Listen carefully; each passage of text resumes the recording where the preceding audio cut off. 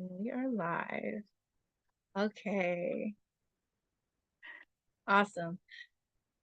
We live in a time of incredible technological abundance and potential, yet so many of us are exhausted by a system that often feels rigged against us. But what if we had the freedom to create a society that truly benefits us all? A brighter, more sustainable future we all want. We all want it. The only way we're going to get it is together. Wait 1 second.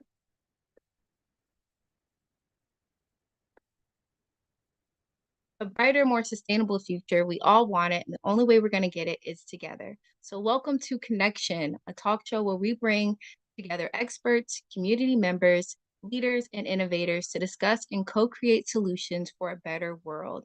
My name is Jordan Barber, and I am the founder of The Green Print, where our motto is play together, change the world.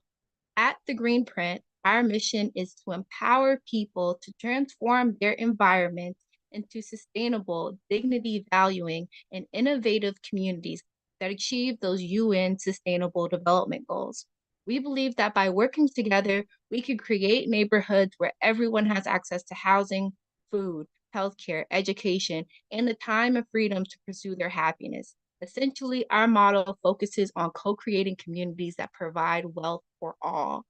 Currently, we are bringing our vision to life through various initiatives, including our development of the Green Print game, a virtual planning and organizing tool that empowers communities to collaboratively design and envision sustainable, equitable neighborhoods backed by real world data and technology.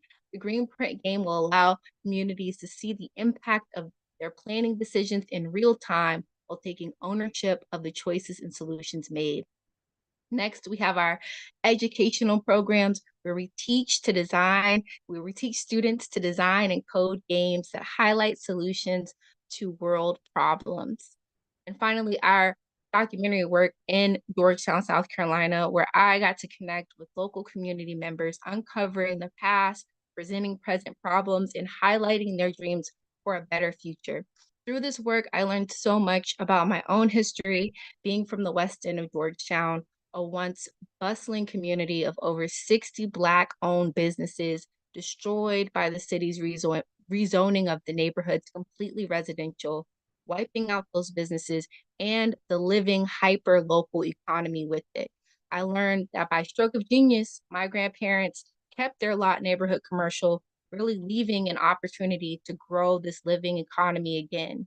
In fact, it's one of the first places we're using to co create the first Green Print micro community. And we want to begin that process with collaborative planning using the game and special events like this connection. So today we are diving into the most critical aspect of our community model, food. Food is not just about sustenance, it is about culture, tradition, and health. In Green Print communities, we aim to create local food systems that integrate traditional practices with modern technology, ensuring food security, reducing waste, and empowering local residents. By focusing on local food systems, we can build resilience and support our local economies and foster a stronger sense of community. So, thank you all for being here today and for contributing to this important discussion. I want to get started by introducing our Green Print team members. First up, we have Colleen, co founder of the Green Print, and Max, our lead game developer. Hello, guys. Thank you for being here. And then next up, I want to start introducing our guests. By having our guests, actually, you guys can introduce yourselves. I have our first kind of question is if you would introduce yourself and share a little bit about your background and your connection to sustainable food practices, including what inspired you to become involved in growing food. And let's get started with Gianni. Good morning, everybody. My name is Gianni Gajo. I'm uh, based out of Georgetown County, South Carolina. My connection to food is we back in 2019 during COVID. I founded a community garden in Police Island that actually is now feeding thousands of people in our community. Um, My personal background is I'm from Benin, and that's in West Africa. Moved in 2009, moving in the United States in 2009. Um, I have a background in business that allow me to do what I do, I think, and help me to strategize within our community. Does that answer all your questions? Yes, what inspired you to get into growing food? Growing food inspiration is, I would say, most of the program I develop is based on my personal experiences and my personal background. Being in West Africa, I have been in food desert area. Um, Growing up in Africa, my parents are teachers, but they on the side have gardens and livestock as a byproduct to raise their family. So I grew up around farming, and when I graduated from my master's in accounting, I ran a an orphanage where we have a school for the kids, and from on the site we have school, garden, livestock, and trades. So I managed that kind of environment before. So when I came here, the students we work with, they were struggling with connecting with what they were learning. So I thought introducing them to the same practice I was managing in Africa would help them to connect with what they're reading. They can touch it, feel it, and then eventually start writing about it. From that point, I saw the kids start responding to it, and it was a reward system. Go to school, do your work, and eventually on Fridays we get to go to the garden. And that's how the whole garden program started. It was really for the students. And eventually we grew, they respond to it, their grades start to get better in school. So eventually I asked them if they wanted a bigger garden. And the answer was yes. So the inspiration came from that interaction with the students before COVID hit. And at that point, I decided to do a bigger garden. But then when COVID hit, it was a prime opportunity to rally the community together. Outdoor spacing became a big thing. So outdoor experiences, people wanted to be more outdoor without being all on top of each other. So I opened the garden up to the community. So we went from 8 raised beds, and today we have about 152 raised beds, not counting the hydroponic system. And then to go further, after COVID slowed down, students went back to school. What we're doing now is to take the garden to the students by creating school gardens on the school campuses. So now we have 4 school gardens, and that is helping to expose our students to gardening, to the technology of gardening, and to the. I think gardening is a lost art within our communities, and by bringing the curriculum to the school, it helps to remediate some of that lack within the school system. So my passion is within the kids, but getting the kids engaged in learning the practice of gardening. Um, there's other reasons also.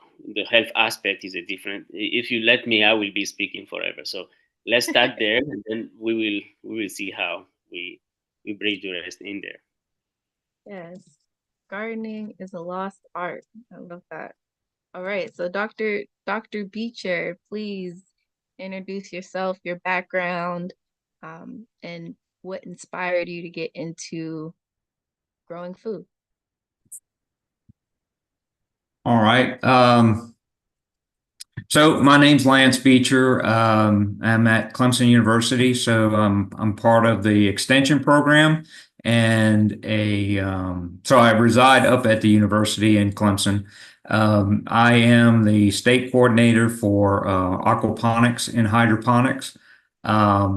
I've got into it. I'm with Extension for I guess about 6 years. But I've been practicing aquaculture for almost 20 years.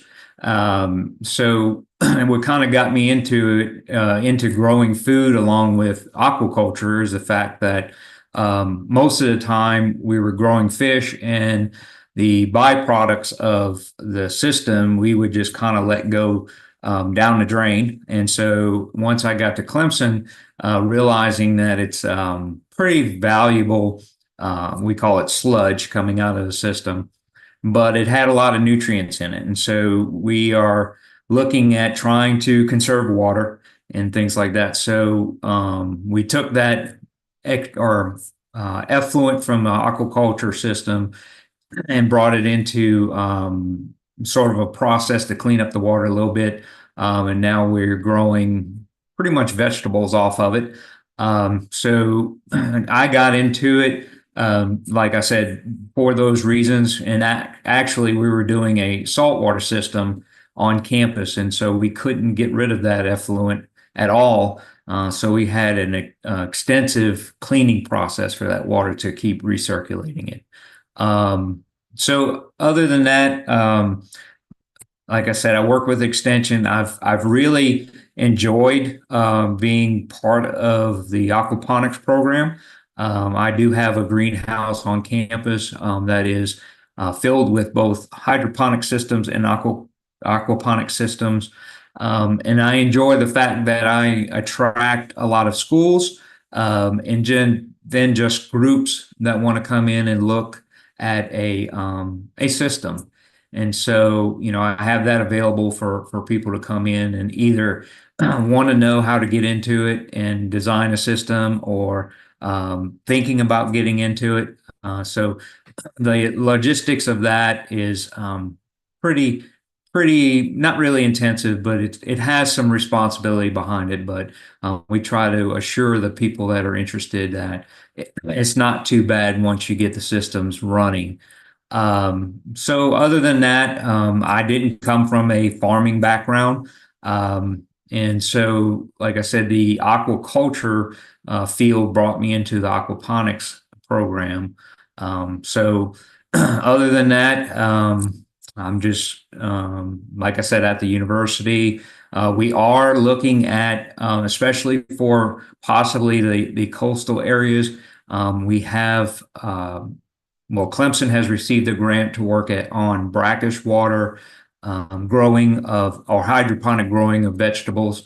So they, between Clemson, University of Florida, I'm trying to think of other universities, about 6 or 7 universities that are looking at genetically manipulating some of these crops to possibly grow in a saltwater environment. And now we're submitting a grant that will have the same theme behind it as far as aquaponics. So we're going to bring the fish up to a salinity, probably about 10, 12 parts. So that's brackish water. And then we'll look at manipulating plants to grow in that environment. So. Very cool. Thank you for being here. One of our team members, actually Max, he has a family farm. I want to know, Max, did you want to say some words about your connection to your farm, to your family's farm? Yes, sounds good. So my connection is through my dad. We have a 22-acre farm out in Machakos, Kenya. That was, I think, originally 100 acres, and then my grandfather gave it to his children, and we remained with about 22 acres. And in the last, I would say about 5 years since my dad retired, we've been focusing more and more into agriculture. I think him particularly because of, I think, the time is the extra time that he's had on his hands, and also the food situation in Kenya as well, just to try and contribute towards that. And so in the last 5 years, we've been kind of thinking about how to start growing crops on the 22-acre farm. Recently, we've grown an acre of onions that should be coming to harvest in September. That will be our very first batch off the land. But since the beginning, what we started with is first getting water. So we spent a whole year and a half drilling a borehole, understanding the water table and drilling a borehole into it. And then the next few years just growing, raising cattle, so cows, and figuring out the grazing structure on the land that we could use to raise these cows.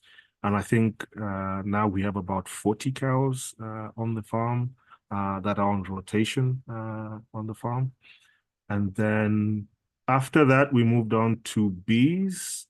So we have about 32 hives all across the farm. And every month, he's packing up honey and taking them to the market. So I think that's kind of like the first thing we'll be able to take to market. And now we are going into turkeys. He's gotten 3 turkeys. Well, last December he got 3 turkeys, and now there are about 10 of them. So they reproduce pretty fast, turkeys.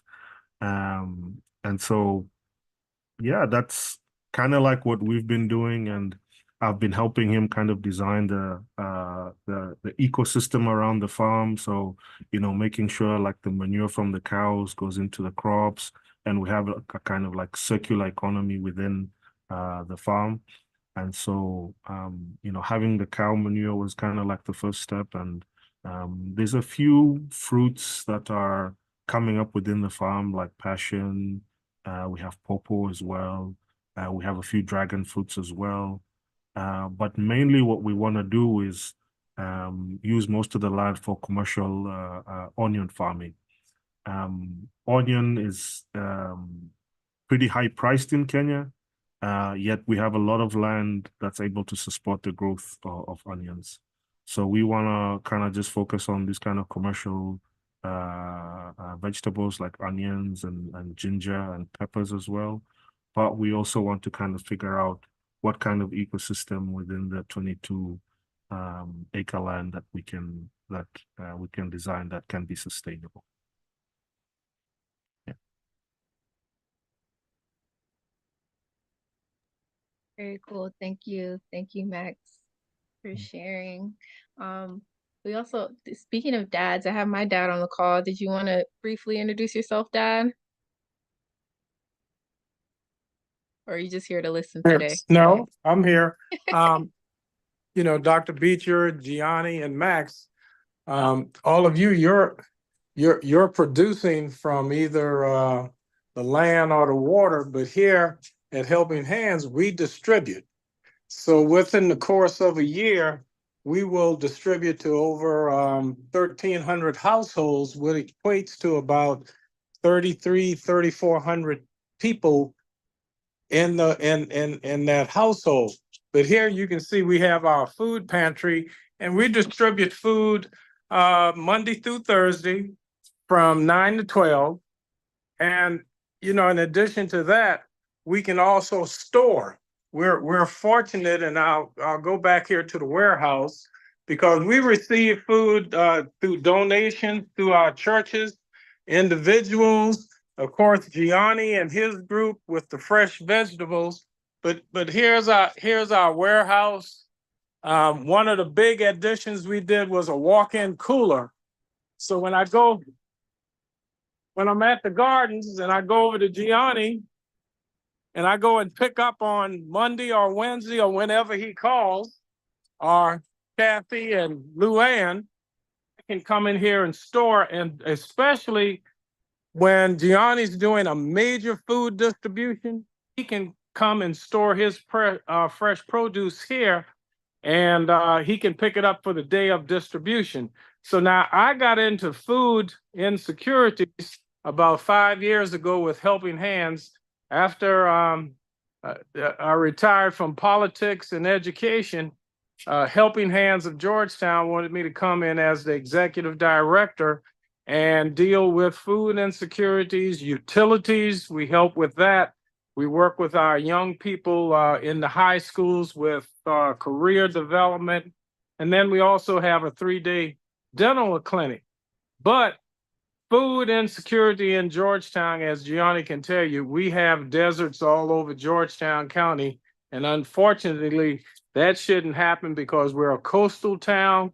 We can produce, we can grow. I've learned so much about gardening from Gianni and seeing the different ways that we can produce food within a relatively small space.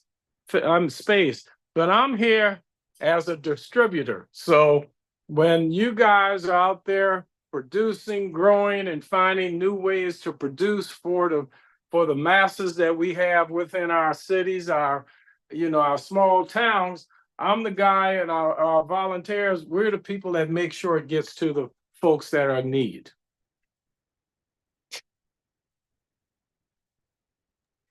Awesome. about it. Thank you. Thank you. Also, I wanted to give a shout out to Teddy, who's here from Kenya. Did you want to say anything today, Teddy, or are you just listening in today? I think he's gonna be just listening in today. Hi, Okay. everybody. Thank you. Don't give up yet. Yeah, food is greetings, everybody on the call. I just want to say the matter of food is very important to me, considering that first I'm diabetic, and there are a lot of people who diabetes has been on the increase in my part of the world, in Kisumu, and also, of course, in Nairobi. And this is because people have stopped eating most of the traditional foods like millet or sorghum or traditional vegetables. Americans will call them herbs. And so we've even the maize that people eat has been deeply processed, so it loses some of its nutrients and fiber. And that's a very big concern. And people also have gone to broilers. Traditionally, we've been eating a lot of traditional chicken, but now majority of the chicken produced are broilers, which are commercially produced. So today I'll listen in because we've had some issues here at home, and I thank you for your time. So thank you very much. Thank you, Teddy, for being here. We always appreciate having you. Thank you. Now we're going to get into the meat of connection, where we ask everyone on the call for their input. And today we're really focusing on Georgetown, South Carolina. Usually we highlight our 4 sites, Kisumu, Kenya, Little Bighorn, Montana, and even Los Angeles, California. Today we're going to focus right in on Georgetown, South Carolina, and even super focus on a Playa Airs property that my family has in the West End that I briefly mentioned in the introduction. We really want to focus in on what can happen on a smaller piece of land. It's about a third of an acre, zone neighborhood, commercial, and residential. And we'll get into that. We'll get into that right now. And I want to actually open up with the opening question to our experts here of what are the traditional food growing methods like you believe are essential for sustainable agriculture, and also what are the new technologies or innovation that you are excited about. So if you guys can just start throwing out those methods, we'll start to populate the mural board, and I'll actually bring up the mural board so everybody.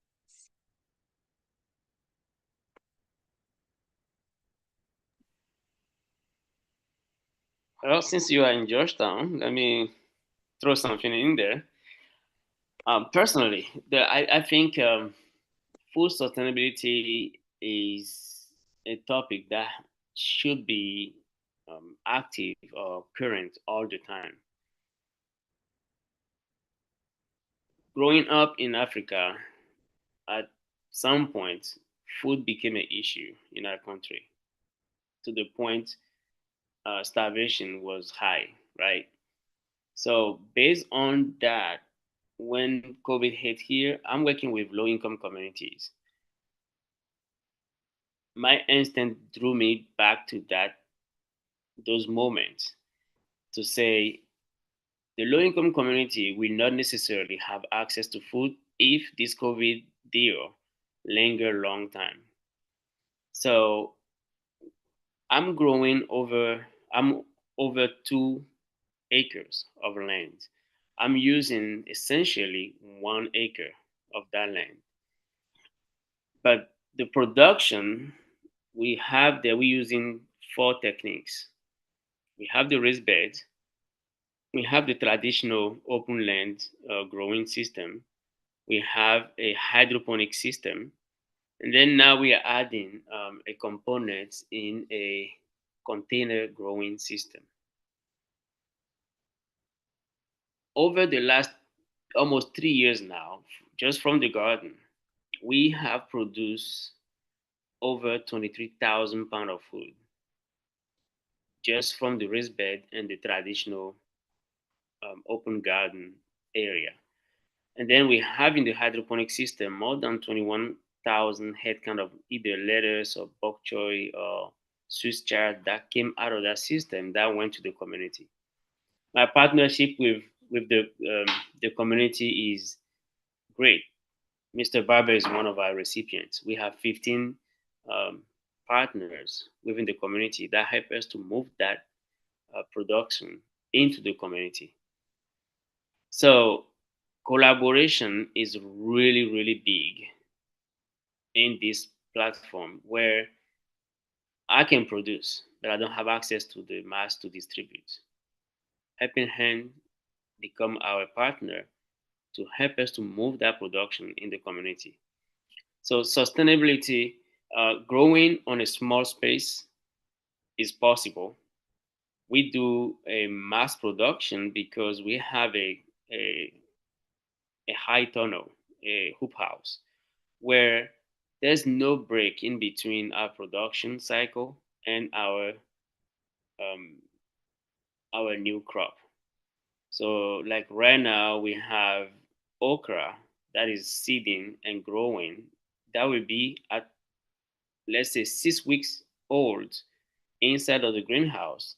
So by the time we cycle out of the tomatoes outside, those okra already have a jump start. I harvest today and plant the next day. So there's no open space almost at the garden for us. It's always a continued production. So creating that schedule and creating that cycle and rotation within our beds took us about 3 years to master that. So the first year we did a lot of different variety of crops, but it helped us to know what works and what doesn't work, and what crop is well received in the community, and where are we making the biggest impact. And then we streamline and decide a core group of crops we will grow in order to be able to meet the demands and the needs of our community. It won't be useful to us see if we actually grow things that the community don't like or won't consume. So that process helped us it took us about 2 years to really fine tune what crops we will adopt and make that happen. So we grew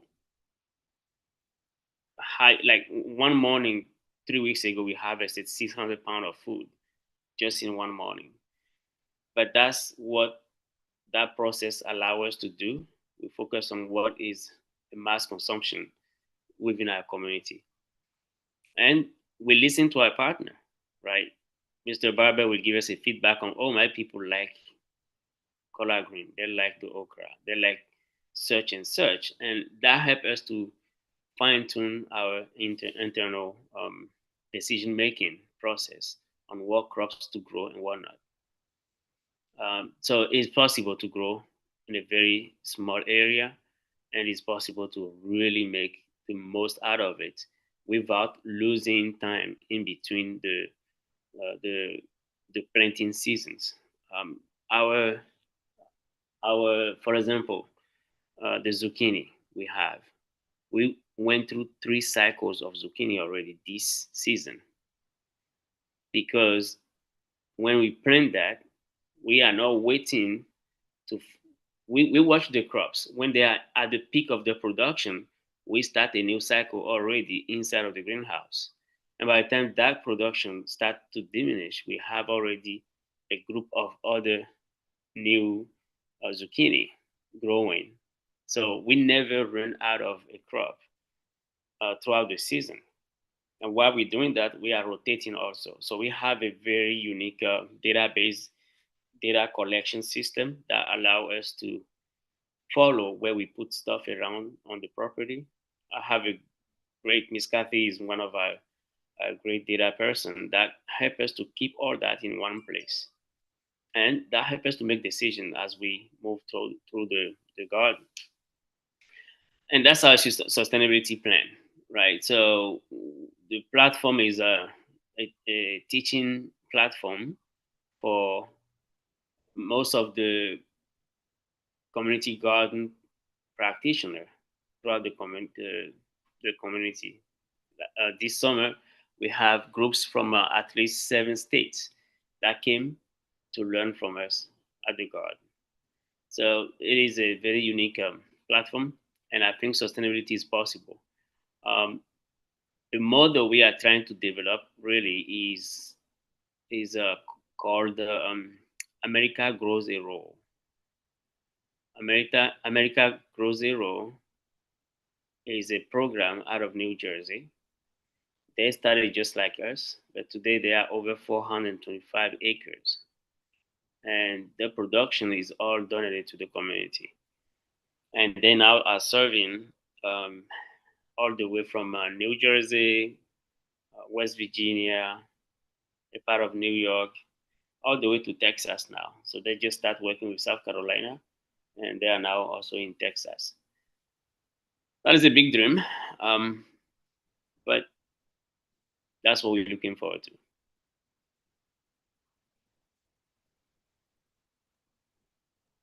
Awesome. We got a lot out of that, actually pretty covered. Go ahead, Emily. I have some follow-up questions. So kind of based on what Mr. Barber was showing with the freezer and the distribution and getting 600 pounds on a given day harvested, what are some of the solutions you have if you don't have people who are looking for that fresh vegetables right away, or do you always find you have somewhere to bring it, or do you have partnerships with local kitchens who will cook it up, or can stuff be canned or frozen for future use? Like, is that something that's been a challenge, or is that a whole different pipeline that you don't really have the infrastructure to deal with?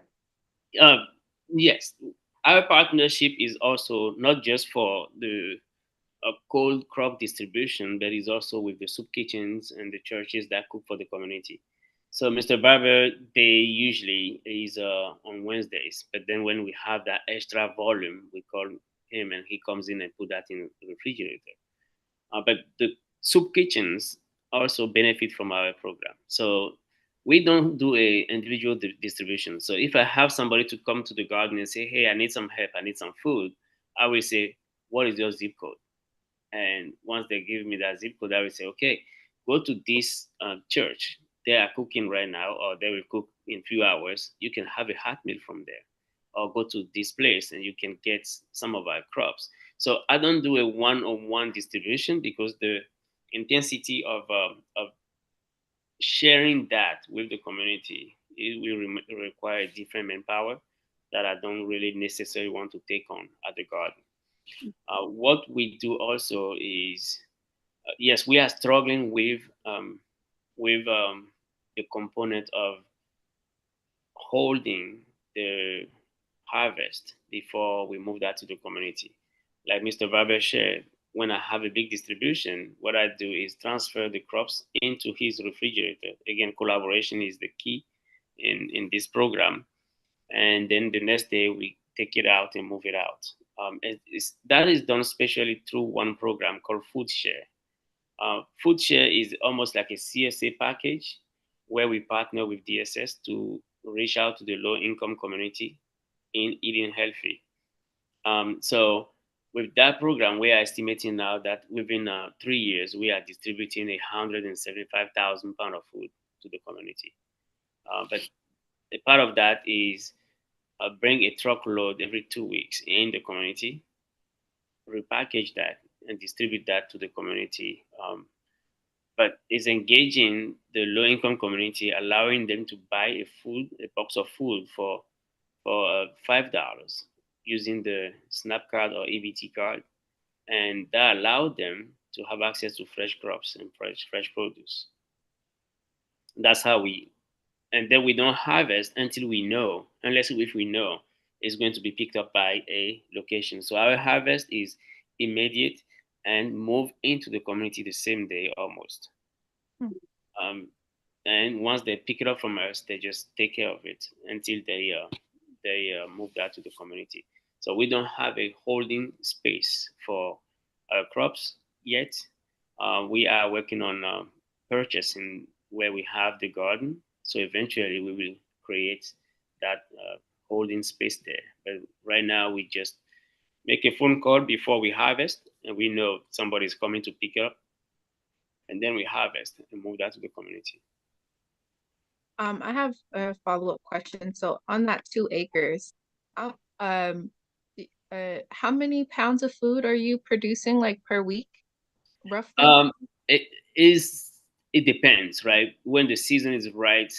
I don't have that data in front of me right now, but if you average over 2 years and a half, close to 3 years now, we have harvested more than 23,000 pounds of food from that place. I can give you better detail once I get back in the office on how our harvest is every month. And then it depends also on the crop we are harvesting. So if you are harvesting onions, then the weight is more than when you are harvesting peppers. So it just depends on what we're doing. But in average, we just average everything we harvest in pounds. But then we don't weight the letters that come out of the hydroponic system. We go by head counts on that. So that when I say 23,000 pounds is not including yet the hydroponic system production. The hydro production is at 21,000 head counts. That's last month. So this month production is not added yet. So okay. So that's just the raised beds. That's just raised like bed in soil. Raised bed and open fields, the traditional growing system. Okay, cool. Can I ask a quick question? Yes. On that follow-up? You had mentioned container farming. Yes. Are you doing that? We are studying what works best in that. We did some peppers in there, and it didn't work out greatly for us because the pollination was not the best. So we moved into flowering to see what it does, and that process also we took our lessons out of that. What we finding out is any crop that doesn't need pollination will be our friendly best use. But one program I'm trying to do is to create a fundraising system behind the scene that will help us to carry the need of the garden. So we transform that container. I partner with again, collaboration is key for us. So I partner with the grocery store. And when they have any orchid that is going out of season and they want to throw that away, they give me a call. We pick it up and put that in that container. So the program I'm trying to develop for that is anybody that likes orchids, they can come in there and for a donation of let's say $20, they take a blooming orchid home. When that orchid's finished blooming, they can bring that back and swap it at $10 with a new orchid. So they will always have blooming orchid at their house. So right now we are collecting a collection of orchids to start that program. Mm. But that will help us also to sustain the financial needs of the garden. Sure. We create that environment where the orchids are really thriving. So we take dead orchids to the stores, back to a second life where they start blooming again in the container. And now we have our first baby orchid about 3 weeks ago. So Yeah. it's interesting to see how, that environment help them to really sustain. And I think that program will be one of our key a passive fundraising system where we can interact with the community for sustainability. Okay. Is that a commercial system or not? It is its design is air conditioning. We have the air conditioning in there. Is completely insulated, so we can control the temperature at 80 all the time. We have a dehumidifier in there that keeps the moisture at 97% all the time. We have a system to create the CO2 inside to help the plants to better interact with the environment. And we also have the grow light in there. So it's a whole package already built to sustain growth. Now, my last resource is if that system doesn't play out for us, then I will just transform that whole container in a growing system, but looking at the vertical package. So Clemson, you are on my list soon. I will be reaching out back to you so we can see if we can do some aquaculture at some point to see how that works. Well, I'm going to come visit you real quick. I'm going to come visit you. Okay. We'll have to connect. Yes. That's great. Oh, that's what this is all about. Love it. Make sure I'm included in that because I'm the distributor. I'll pick up, deliver, and all that other good stuff. You bet. Because I do on behalf of Gianni and his team, when I pick up from the garden, I also distribute to the food kitchens, the folks who have the soup kitchens and all that. So I drop off that day at various food kitchens for them. So it's all a collaboration. Yes. Yeah, I would love to hear, Lance, if you, on this note, maybe you could, well, one, for the people who are watching on the live stream, give us just kind of a little bit of an overview of what aquaponics can produce, in what duration, but also maybe some of the work that your students are doing, if there is a community component. I would love to hear more about that, or if you have plans for anything like that within your programs.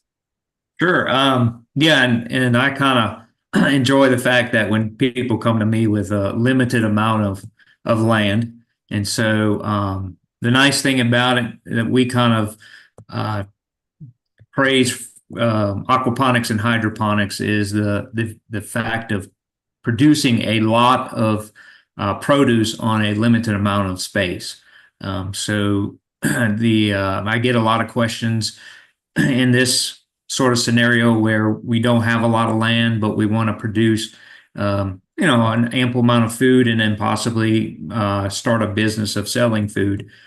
So we kind of look at it as, the space that we have, and I try to sort of bring it to my students or create a question for them is the fact that we look at a two-dimensional system. So we always grow on the flat space. So when we walk into a greenhouse, we just look at the ground portion. And so the nice thing about aquaponics and hydroponics is we can go 3D where we can do vertical systems, which add a lot more production in the same type of space. And so with that, we're at this point, I'm in not a high tunnel, but a greenhouse that would have controlled environment. And so what we do is, and we really don't, when I first started this at the university, I would have loved to have production and then also possibly setting up some type of place or environment where we could sell the food. Unfortunately, I work for a university and they kind of don't like that idea. So we, produce, and I kind of give it out to people on campus or students. I hand it out. In fact, last year I had a student that was working with our, I guess you could say, nonprofit. It's called Clemson Area Food Exchange, so CAFE. And what they do is they collect food from local farmers and then offer it, of course, to the public. And he was always he was a volunteer for that. And so what he did, and I had no problem with it, is he would take excess what we had in the greenhouse, tomatoes. We had a lot of basil and things like that. So he would take it and then just give it out to the other volunteers.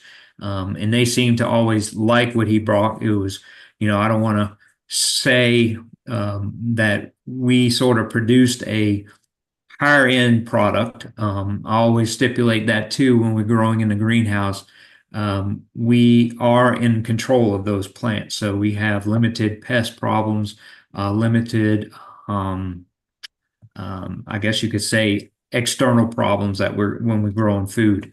The other thing that I kind of enjoy the fact that we had tomatoes growing pretty much up to December. We could have probably gone more or longer, but I was limited on students after that point, and I really didn't want to handle that by myself because we were producing a large amount and trying to manage the plants at the same time. So, when I have, and in fact, I get a lot of students or teachers from schools. They have a limited amount of space as far as a greenhouse or limited space on campus. And they come in and they realize that, they can produce a lot of food with these systems. What I like about aquaponics is the fact that you get two sources. So you get protein from the fish, and then also the vitamins and nutrients from the plants. So you actually have two marketable products. So now in Georgetown, you would have sort of a battle with natural caught fisheries and things like that. So you would have to look for a niche environment. But once again, we started looking at this too, is the fact that the environment, unfortunately, is becoming more and more polluted. And we see things that we never saw before. For example, microplastics and nanoplastics. And so this is normal, say, for example, a milk jug, a plastic container that sort of degrades enough to where it creates these plastics, which cannot be, I guess you could say, it doesn't go down to nothing in a sense. So we have these issues with those, and they're not compounds, but they're particles that we're finding a lot in natural fisheries. And so with this, we advocate, the fact that we're producing a fresh product. I always say that my fish that I have in the greenhouse, they're eating a food that I make available. They're in water that I made available. And I gave them a pretty much clean environment. So any fish we grow in that environment is as fresh as you could get it. So, that's sort of, we have, I guess you could say, advantages, disadvantages, and in my opinion, all systems. But if you manage them correctly, and that goes to the reason I got into hydroponics was with teachers in schools. Well, they wanted to do aquaponics. However, when I mentioned, who's going to take care of it in the summertime, they were quick to say, we're not around in the summertime. We need a vacation from the students. And so I moved into hydroponics for that reason. And so the idea there is they can have a system, allow the students to expose them to that type of production. And then they can take that system, I call it turn it off, put it back in a closet of some sort, and then bring it out when they need it again. Because we look at hydroponics as, I could set the system up today and I can start producing tomorrow. With aquaponics is a little bit more of a process that you have to get started. But so those are things that that I kind of look to. We need to produce food. We have a lot of people here in this world, and we're trying to always look at different types of production. So I always advocate this as a lot of people or a lot of groups up north create these vertical systems inside of a warehouse of some sort where, traditionally we couldn't grow any other type of crop or livestock or anything like that in this building, but we can produce food.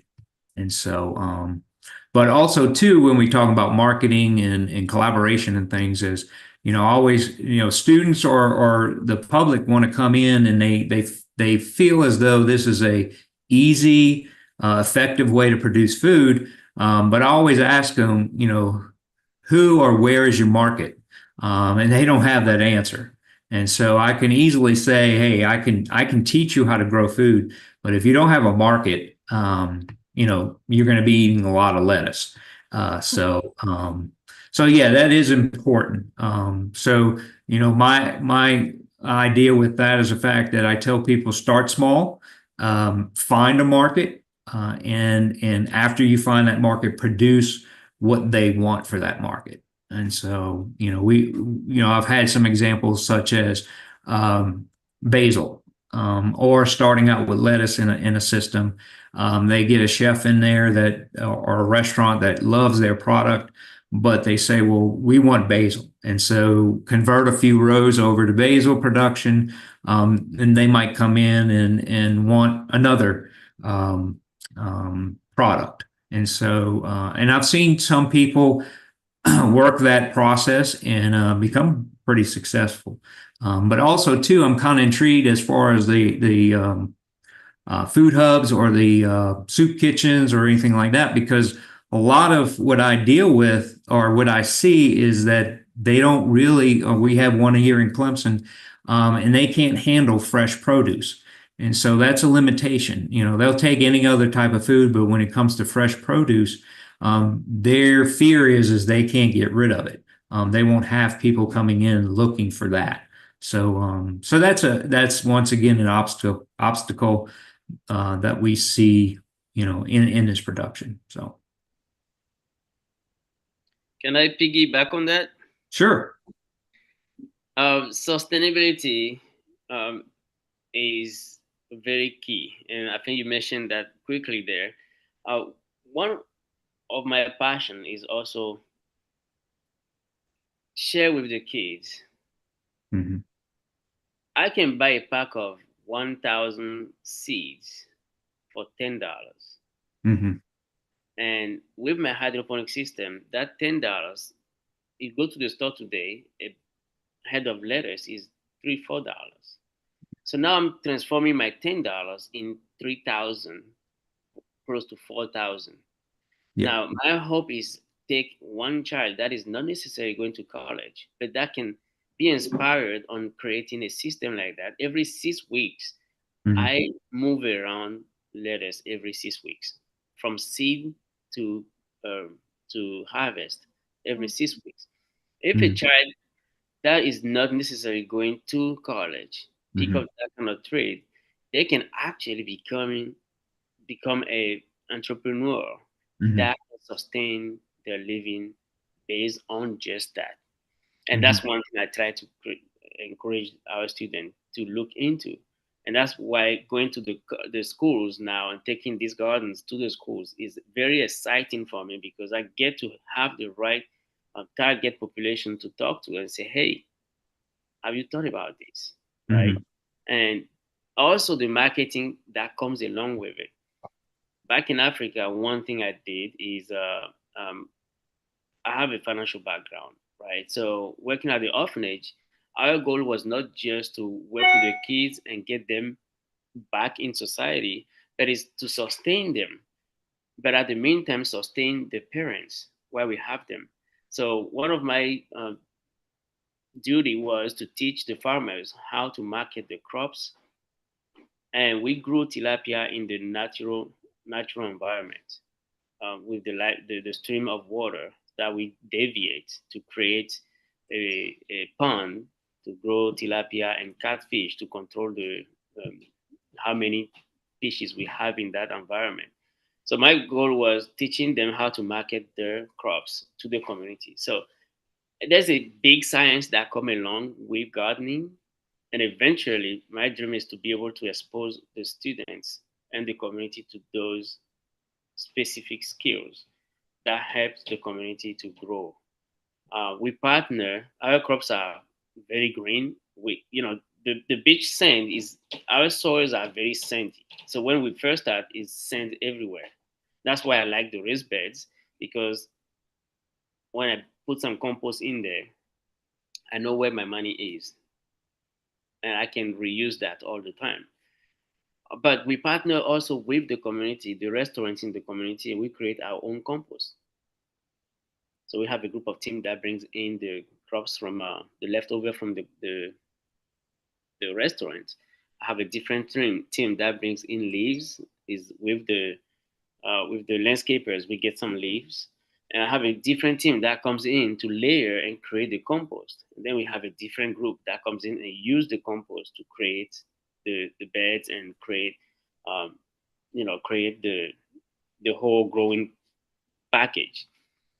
So there's different layers in our system, and everybody has a different role. Key for me is to meet my volunteers, talk to them, engage with them, and know who they are. And then from there, I know how to best utilize the skills within the program. But the other thing is, when we say community garden, the traditional community garden is everybody own their lands, right? They own their piece and own the beds. They care for the beds and take that and harvest and take to the family. If there's any left over, they give that to the community. I didn't want that kind of community garden. So what I created there was, I want everybody to come together. Everybody participate. And we stay together to donate to the community. It creates that different kind of community feeling and community engagement. That I think that's what made the difference in our program. It's very selfless, right? People come in not knowing who is going to necessarily eat this food, but they know somebody's going to benefit from it.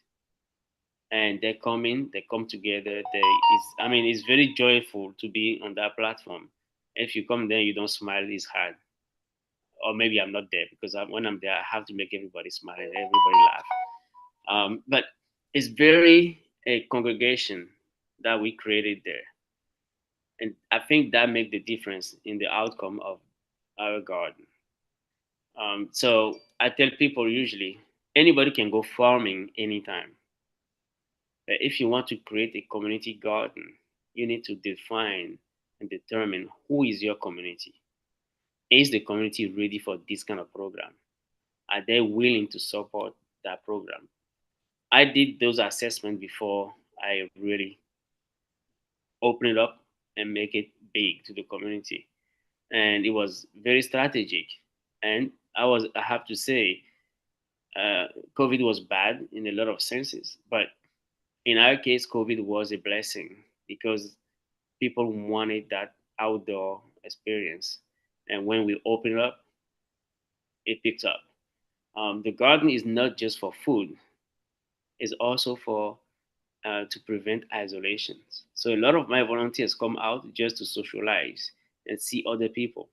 There's a lot of new people that move in the community, but they want to meet people. They don't know how to go about that. But when they come and volunteer at the garden, they meet other people. It helps them to leave the isolation. It helps them to really interact with humans instead of just being stuck in the house. Thank you. Everything that you guys are sharing is just so amazing. In the want to conserve, make sure everybody, we value your time. I've already gotten a lot of answers to the questions that I've had up here. I just kind of want to just focus in and get like a lightning round of these answers, and see, just feedback on what we've already been collecting. Number one, what are the first steps that we would take when planning to grow on a 1/3 acre of land? Now, this land is about a 1/3 acre. Combining these two lots together, one would be neighborhood commercial, so that could mean that we could actually market what we would grow on this plot of land, but for residential, that would just be for the folks that would be living there, right? For another view of the ground, you can kind of see, I can get a little closer. This is the market that used to be there. This is now a not functioning building, but this is like, you can see kind of under the tree that is there. But what are your first steps when planning to grow on a piece of land? We already have finding out what the community wants to eat, who and where is your market, starting small. What are some other things that we need to think about when we start to plan on a piece of land, on a site, especially like this small?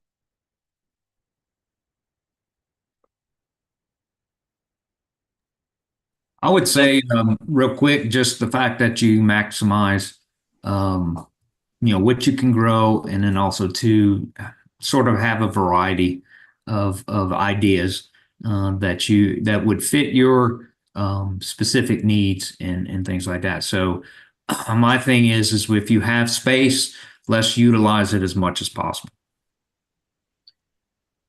I think also you need to spend 2 days on the property to measure or to have a sense of the direction of the sun. And that will also be a factor once, there's crops that will grow under the shade. So you want to spend like every hour or 2 hours, you go there to see when the sun is up, where is the shade at that point, right? Our garden is wide open.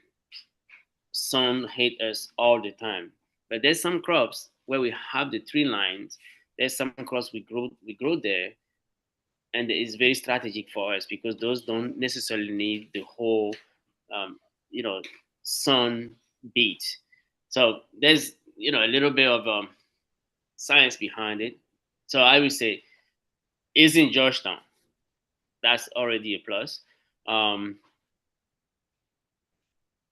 We can go. I mean, Mr. Barber and I can see what's happening there, the direction of the sun and all that. I'm trying not to say it because it's gonna be more work, but anytime I have a chance, I will explain, right? So we can do some trial.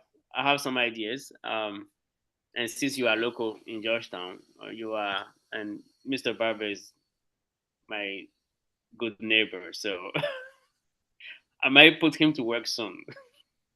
Let's put it that way. All right, well, I'll come down there too and help. You just Yes. I would also add, Jordan, I'd also add maybe availability of water. I mean, for us, the first thing we had to do is figure out what's the availability of water to determine if we plant crops that like water or plant crops that can go without water. But I guess in Georgetown, you are by the ocean. So I don't know, would that make it fresh water or seawater or how that works, particularly because I think some crops don't take seawater at all. So just looking at that. I think that's one thing I didn't touch is water, right? Water, we have 2 wells that we use in our area. Water is one of our biggest challenge when we talk about growing because, yes, Max, you're right. We had to determine also what crops we can put together for the same water system. And that has always been one of our challenges. Like tomatoes and okra don't need the same level of water. The onions, when you grow them earlier, they need that water, but at some point they don't need almost no water so they can thrive. So you have to be very strategic on what you plant and where you plant. my first idea will be, since you have that kind of acreage and you want to do that kind of thing, we can throw in there, and I can help you to design that. We can throw in there one crop, right? One type of crop that will have one specific need. The whole acreage can be one or two variety of crops, but then it's going to be a mass production, right? And based on the cycle of the season, I have some ideas. Let's see how we. I'm definitely gonna try and connect with you for sure. It's possible. I have a question too, though. So let's say like in this idea where we have some crops that are growing in the land, on that land. And then if we were to combine the efforts with like an indoor or like an aquaponics situation somewhere else, like it'd be, I mean, doesn't sound like too many people kind of combine the two, like it's either aquaponics or you have something growing. Would you guys advise, or has anyone ever tried to have like 3 types of processes happening on the same property? And like, would that be interesting, you know, in some ways to like add an aquaponics part of it and grow something So in the ground? my dream working with the schools is to create that, to get to the level where I can provide a salad bar in all the schools. So right now we are in 4 schools. The high school has a greenhouse that they're not technically using. I want to transform that one into a hydroponic farm. I just missed a grant. The federal government had a grant farm to school, and I just made that grant. They didn't fund me, but I'm coming back. I'm going back to them soon. But my dream is to be able to create that environment. So originally, my plan is to have 4 school gardens. Each school will specialize in one crop. That will allow me to create a rotation between the schools. So if this round I have collard green in this school, I will migrate in tomatoes the next school, and the other school is taking on the collard greens, and we will rotate. At the end of the production, we converge all the productions in the same bars, so everybody has access to it anyway. That way, we can create the hydroponic. We can create the salad bars in the schools. But at the meantime, the hydroponic system will be a mass production of greens all the time. Every 6 weeks, I can harvest about 1,000 head count of lettuce every 6 weeks if we do it right in those schools. So the idea of having all that in one, like right now, I have on my site 3 different kind of production system. So yes, you can have that at the same place. We have the hydro, we have the raised bed, and we have the traditional growing on the open fields. So yes, it's possible. I have another really specific question, and I want to bring Dr. Beecher into this one too, because when we had our first talk way back some years ago, you're talking about that, you know, aquaponic systems, you would not be able to do rooted vegetables, right? So you wouldn't be able to do potatoes or anything that's like literally needs to be in soil. I have a question on if we wanted to have those things and really have like a full diet be able to be produced on this land, how possible would it be to use the water from the aquaponics, like actually filter it through the in-ground as well? Could that connection happen or no? Yeah. So what we sort of experimented here in a sense that we took we made a bed in a sense, and we didn't put any type of fertile soil in it. It was pretty much clay and sand. And what we did was we actually ran our fish water, our aquaponic water, to those plants and sort of use that as a nutrient base for those. So the other thing that I mentioned was the sludge that we get out, and it's not really we're taking sludge to feed the plants. We filter that out. We mineralize it in a sense that we take the nutrients. So if you look at some of the elements, say for example, calcium or phosphorus, they bind to particles. And so what we're doing there is they bind with the sludge. We take the sludge, provide it to aerobic bacteria, which then consume or break down that sludge and reintroduce the calcium and the phosphorus. So the idea there is that we're not losing any water except for the fact that we lose it in evaporation. We use that water continuously. So then if we're ending up with pretty much sludge in a sense that it has no value as far as for the plants we're growing inside, we can dry that out, or we can take it as a liquid form and use it as fertilizer for I'll call them soiled plants or anything like that growing in a raised bed. So that's a common practice that we see, using that technique. The other thing we see, and for the small systems, and I'm assuming is for larger systems, for hydroponics, is the fact that you're adding nutrients to the water, but we get to a point where those salts in that water, those nutrients in that water become are unbalanced in a sense. And so we have to, I guess you could say, take that water out because it's imbalanced for the plants, and we start over, if you want to say.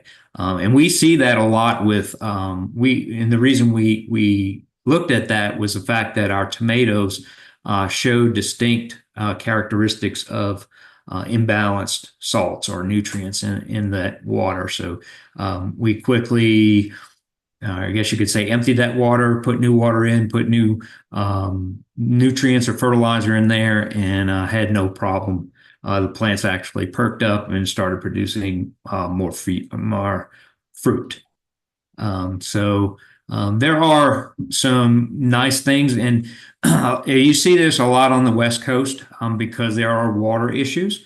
And when we come over to the East Coast, we kind of look at it as we have ample amount of water. Everything's great over here, but we're going to have to look at that issue in the future. So a lot of work with at Clemson with crops that are in our row crops, as we say. They're looking at precision watering as far as getting the water straight to the plant instead of spraying them out and losing a lot of that to evaporation. And then also too, they call it precision agriculture. So we're really trying to increase the I guess you could say efficiency of farming so we don't waste money or resources.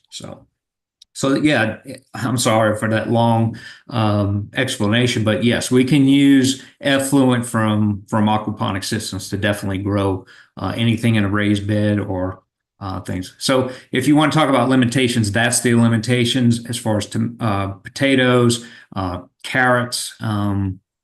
There are ways to grow those. It's very, very technical or difficult.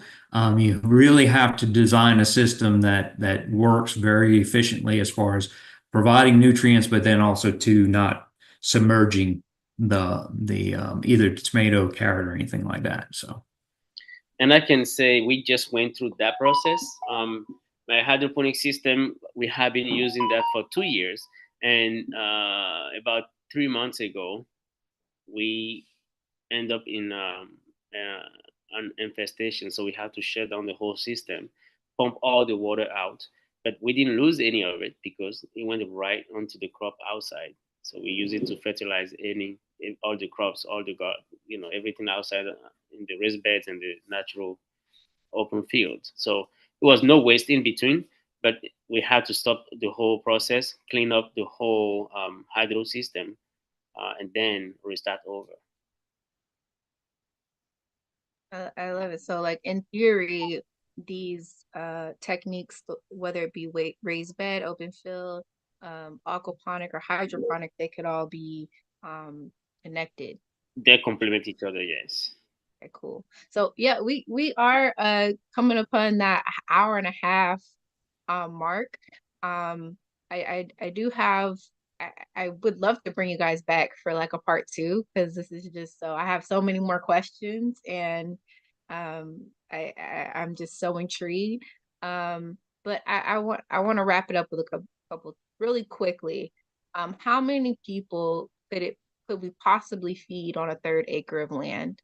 Just very quickly, just like, I know it'd be a range. I know this is tough to, but if we were implementing these different techniques, what would y'all's rough estimate be?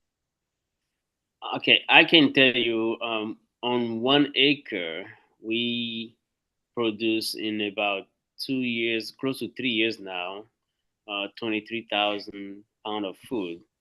And so we are served, when we translate that in serving, that would be a family of 4. We are looking at 175,000 servings to the community based on a family of 4. So it's Over the 2 years? over almost 3 years of data, I believe, right? 21, we did 22, 23, and we are working on 24 now. Yes, over almost 3 years. We have 175,000 servings on estimation of 4 per servings.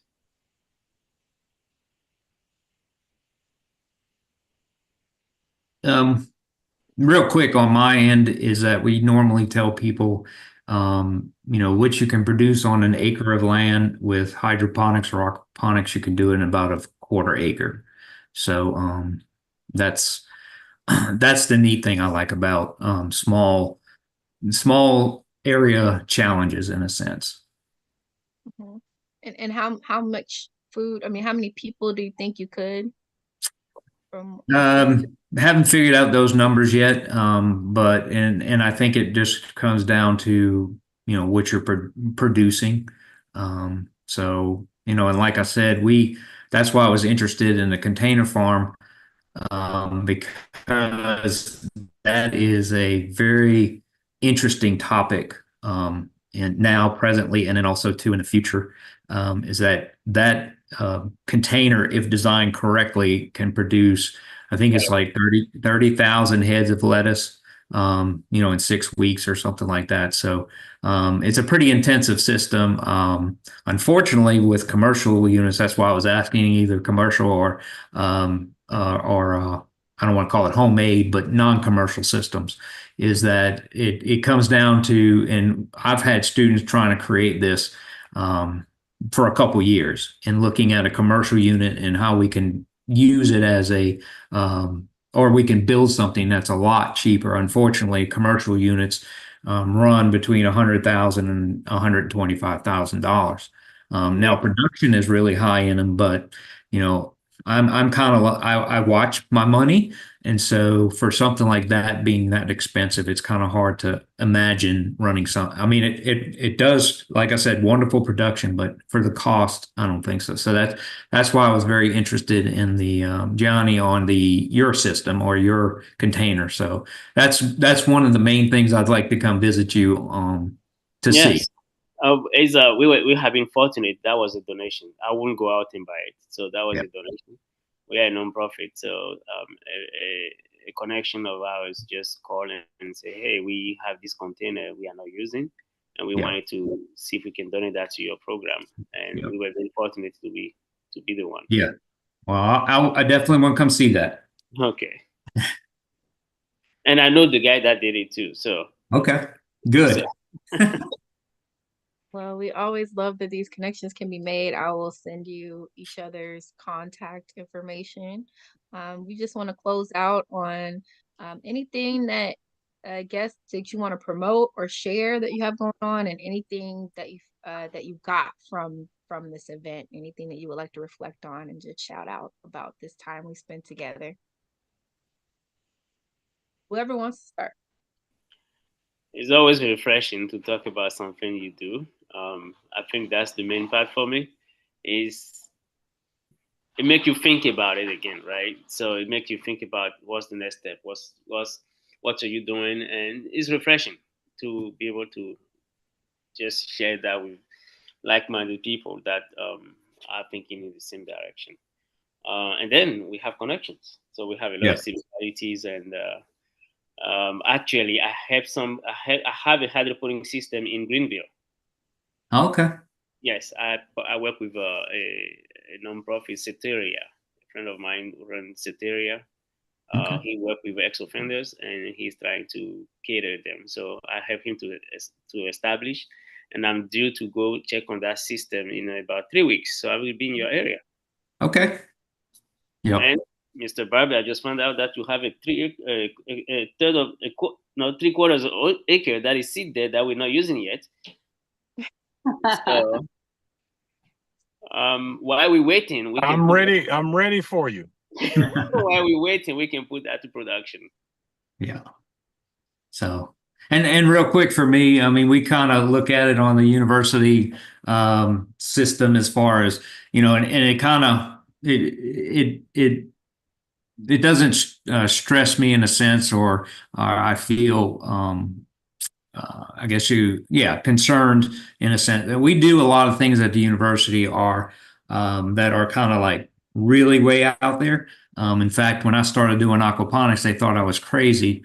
And they kind of wanted to put me in a room and tell me I was, you know, this was not a production. But we try to take, and my goal is to take that information and pass it on to the public. And like I said, I kind of enjoy the fact that, you know, you don't have to spend a lot of money to do something like this. And so, in fact, I'm in that process now of I'm looking at some of these projects we do, and I keep shaking my head going, this is not gonna fly in the public sector. So, so that's my goal, is to you know, show people that it can be done, but not spend a lot of money on it. So